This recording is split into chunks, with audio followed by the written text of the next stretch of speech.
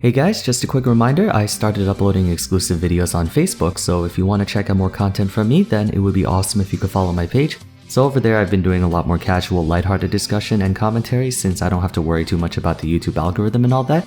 But anyways, let's get back into the video.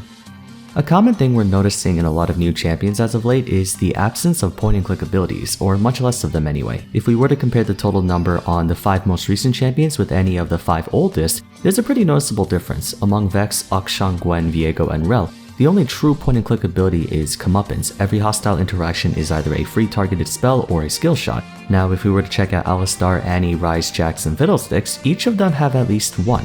Despite how much a lot of us complain about overloaded or overpowered designs in new champions, there's been a serious effort to remove point-and-click abilities in light of the implications of their existence, namely in that they take no skill to use. It's also a major source of complaint for champions who have one, especially if it's hard crowd control. For today's video, I think it's worth diving into point-and-click abilities in League of Legends, a category of attacks known for its ease of activation.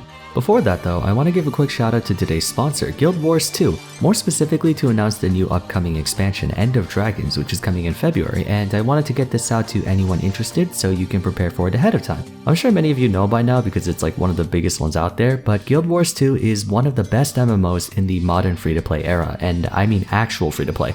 There's no microtransactions or pay-to-win elements because there's no gear treadmill. A common issue with MMORPGs is that players starting for the first time will be permanently behind players who have been around for years since they missed so much time they could have grinded. But since there's no gear treadmill, there's not as much of a need to grind. You don't have to throw away thousands of hours, it's very casual friendly. Anyways, as I mentioned, the End of Dragons expansion is coming out in February 2022, so if you're looking for a new MMO, Guild Wars 2 is definitely one of the better ones out there. Check out the link on screen or in the description, which will then take you to the main site where you can download the launcher. Then you can create an account from there while downloading, and there's also a brand new beginner's guide you can read to get started as well. Thanks again to Guild Wars 2 for sponsoring the video, but for now, let's talk point and click. To start, what exactly is a point-and-click ability? As the term implies, you simply hover your mouse cursor over your target, press the ability, and something happens. For example, Cho'Gath's Feast. It only activates when you select a target in range. Annie's Disintegrate has a target range of 625, meaning if you're in range of that attack and she clicks on you, a big-ass fireball is gonna fly towards you and chase after you no matter how far you run. In theory, point-and-clicks never miss because they're homing attacks, and while there are ways to avoid them such as on-target ability or block-type abilities, the vast majority of champions can only deal with them by staying out of their range or simply facing them head-on. Additionally, it's important to make the distinction between point-and-clicks and instant or fast-casting abilities, not to be confused with the quick-cast function. Malphite's Q Seismic Shard is a point-and-click ability, but Ground Slam is not. Many people think it is because it comes out so fast. Same goes for the likes of Renekton or Hecarim. The respective Qs have no cast time, therefore coming out instantly, so if you're in range of them, you can't dodge them. However, they aren't point-and-clicks since they can be used at any time. In the past, I've talked about mechanics such as stealth, on-target ability, healing, shielding, and mobility, and one thing they all shared was that they were growing in frequency, more champions coming out with on-target ability or stealth, more champions with healing, mobility, and so on. Point-and-click abilities, though, are actually on the decline. I mentioned the last 5 champions, but even if you double that number, there are only 4 offensive ones out of those 10. Akshan's ultimate, Samira's dash, Lilia's ultimate, and Set's ultimate. It's not just new champions either. Several reworked champions have had abilities turned into skill shots. Fiddlestick's E, Pantheon's Q, Kael's Q, Akali's Q, and to some extent the first dash on her ult, Irelia's Z, Swain's Z, Warwick ultimate, that was the big one. They transformed from point-and-clicks to fast or delayed cast abilities. Unsurprisingly, players are not a fan of point-and-clicks and are overall pretty happy that it's being gradually phased out. I myself am also glad with this direction, but there's a part of me that thinks, just like how some brainless champions are important for the game to have, point-and-clicks not only can exist, but in some cases they have to exist in the game. Even though this video isn't a mechanics discussion, I want to format it in that way. We're going to look at both the pros and cons of point-and-click abilities before I give my final thoughts on the matter. But unlike those videos where I try to remain neutral, this one's a little different. I want to defend the existence of point-and-click abilities, so instead, let's talk about the cons first in order to establish the dominant narrative and then go to the pros. Essentially, I'm going to be debating against myself, so let's get started. Normally, I would have multiple pros and cons, but in this case there's only one con, although it's a very big one. The central problem with point-and-click abilities is that there's simply no way for many champions to protect themselves from them. When the only choices you have against point and clicks is to either stay out of range or just face tank them, that doesn't leave a whole lot of options for those who rely on dodging to stay alive. Fighters and tanks may not struggle with this to the same extent since they naturally build defensively, but mages, assassins, and marksmen can be easily shut down by these types of abilities. Therefore, they're the ones most frustrated with point and clicks. Understandably so. I mean, what can a Talon realistically do against Malzahar, who presses R and 100 to 0s you with little to no possible counterplay? I mean, aside from QSS. When you're up against someone who has a powerful ability that's near impossible to dodge, the matchup loses a lot of its skill expression because no matter how you engage, all they have to do is press a button and you're screwed. A frequent counter-argument I see in favor of point and clicks is that they're necessary to have to deal with the rising increase in mobility among champions, and at first it sounds like a valid point. As someone who finds the mobility creep in this game tiresome, having point and click abilities is somewhat of a necessary evil to keep speedy champions in check. Skill shots can be a bitch to land against the likes of Irelia, Yasuo, LeBlanc who zoom all over the place and would have no problem dodging everything you throw at them.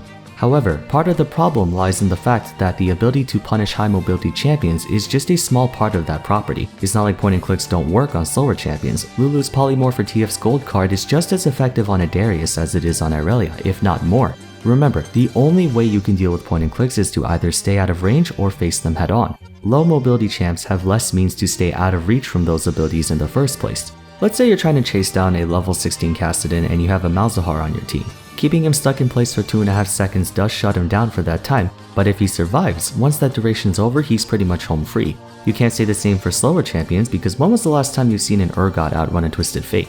Never, right? At least Irelia and Yasuo can dash away from him while his stun is on cooldown, so I would dare say point and clicks are more potent on champions without mobility. And besides, if the goal is to counteract hypermobility, you can make abilities react specifically to dashes like Poppy W or Talia E and do nothing else otherwise. The ironic thing is that hypermobile champs have a lot of anti-point and click tools. Gwen, Camille, Viego, Kayn. Guess what they all have in their kits? Untarget ability. The cases I presented so far were in the mid to late game, but it's an issue even in the early game. If you're up against someone who has a ranged point and click ability and you don't, you're gonna get repeatedly harassed by that attack in the neutral game with no way to deal with it. That was the reason they changed Pantheon's Q from a point and click ranged ability to a melee thrust that's occasionally used for sparse poke. It's simply not fun to deal with an opponent who has a way to get easy damage on you. Malphite, Gangplank, Annie, Teemo, Victor, Vladimir, these champions are annoying to go up against as they just spam Q and lane over and over again.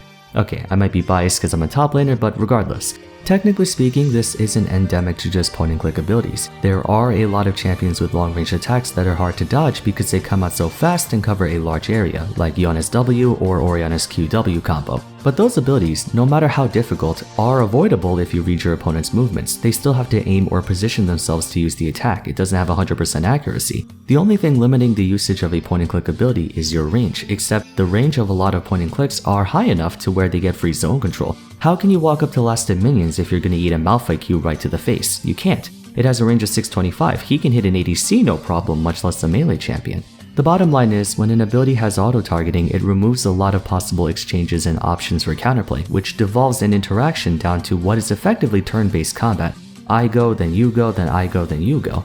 All point and click abilities would be fine if there were universal defensive measures. In Super Smash Bros, every character has access to shields, rolls, spot dodges, and air dodges, allowing them to avoid attacks that would otherwise be impossible to step out of the way from.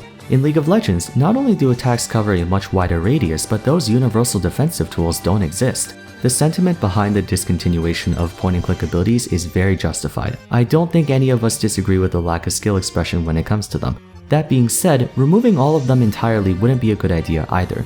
Just to preface, I'm not saying they're good and Riot should go back to making them, but not all of them are overpowered or equally bad. An aspect of point and click abilities I think a lot of players forget to acknowledge is that they're already sort of balanced, relatively speaking. They have a much shorter maximum range, lower numbers, or are almost exclusively single target, all of which make them contribute far less than free targeted abilities or skill shots. Not saying they're short range and don't do a whole lot, but they're placed with far more limitations to offset the guaranteed chance of hitting. There are several examples of this. Let's look at Orianna's command Shockwave and compare it to Syndra's Unleashed Power. We have two mages, one with a skill shot and the other with a point and click. Shockwave has a max cast range of 1500 units, given that her ball can be 1290 units away from her before snapping back, and the Shockwave itself can reach 210-ish units further. Unleashed Power has only 750 max range, which is still a lot mind you, but compared to Orianna's, much shorter.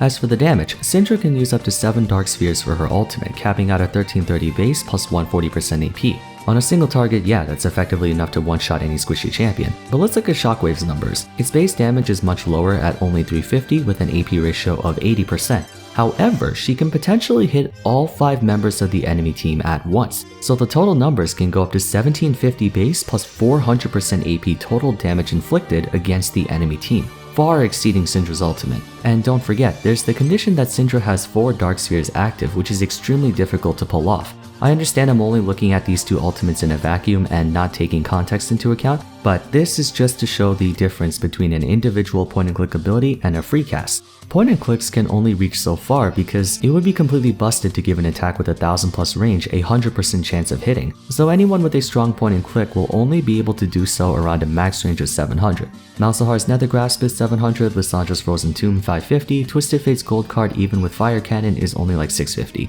To melee champions, that might still seem like a lot, but there's no way in hell those champs can get anywhere close to long-range mages like Xerath, who's all skill shots, but man, he's got range. The same goes for crowd control duration. Lissandra's Frozen Tomb is only a 1.5 second stun, Morgana's Q is 3 seconds, and Ashe's Arrow is 3.5 at max. Malzahar can suppress for up to 2.5 seconds, but if you want it to last that long, he himself is also locked in place. There's not a single point-and-click ability that unconditionally stuns you for over 2 seconds, at least I don't think there is. Another thing about point-and-click abilities is that their greatest strength, auto-targeting, can also be their greatest weakness. They only work if you have something to click on. If you can't click on something, you can't use it, and believe me when I say that matters a lot. As we all know, vision is a core gameplay element of League of Legends. In the mid to late game, face checking a brush can lose you more than just your life. Therefore, champions usually scout brushes by throwing skill shots. Vayne can't face check to save her life because all her attacks are point and click, but Jinx can because she has Zap and Flame Choppers. Where else does this apply? Against stealth. You can't use point and click abilities against an invisible champion since you can't click on them. Even if Vayne knows that there's an invisible Teemo right next to her, she has no way to attack him, but Ezreal can as he has skill shots. Last but not least, movement. Targeted dashes like Irelia, Xinjiao, and Talon are limited to being mostly offensive engaged because they need a target to dash to, whereas free targeted dashes like Shen, Vi, and Jarvan IV can be used for both entry and escape since they can be used anywhere. Not saying you can't use the former group's dash to escape, but it's not as accessible. Finally, some abilities need to be point and click simply because how the hell else are they supposed to work? Riot was able to turn a few point and click abilities into free targeted ones through reworks like Warwick's ultimate, but those can't work for every single instance. Can we change Malphite's Seismic Shard into a skill shot? Sure. But how do you do so for the likes of Syndra's Unleashed Power? Does she turn into Xerath where she picks up all her spheres and fires them one at a time? That turns her into an artillery mage, not a burst mage. What about Vi's Assault and Battery? Actually, it was changed to Cease and Desist because Assault and Battery is technically illegal for a cop to do, but the irony was intentional, and I know for a fact the only reason they made those changes was in light of Arcane and forget it. Back to the point. How do you make that a skill shot without it being horribly inconsistent? Vi's ultimate isn't an engage tool, it's a lockdown tool. Lockdown ultimates like hers, Lissandra's, and Malzahar's can't become skill shots lest they become virtually unreliable. So those are the things that keep point and click abilities in check, and I'm guessing that's why Riot is letting those champions stay as they are. I do appreciate how they figured out ways for newer releases to not have to rely on point and click, instead choosing to only implement them when it's absolutely necessary, like Akshan's ult. I think that's fine, especially when you count for it being blockable by minions, towers, and stuff. That's gonna be it for today. What do you guys think? Do you have a new perspective on point and click abilities, or do you still think they all should be removed? Let me know in the comments down below. Anyways, if you enjoyed the video, a rating would be much appreciated. Don't forget to subscribe to the channel for more content like this. Also check out my second channel, Vars 2, as well as my Facebook page if you want to see other types of videos. Apart from that, feel free to follow me on Twitter, join my Discord server, and check out my previous discussion videos if you haven't yet. But until next time, thank you all so much for watching, and I look forward to seeing you again soon. Take care.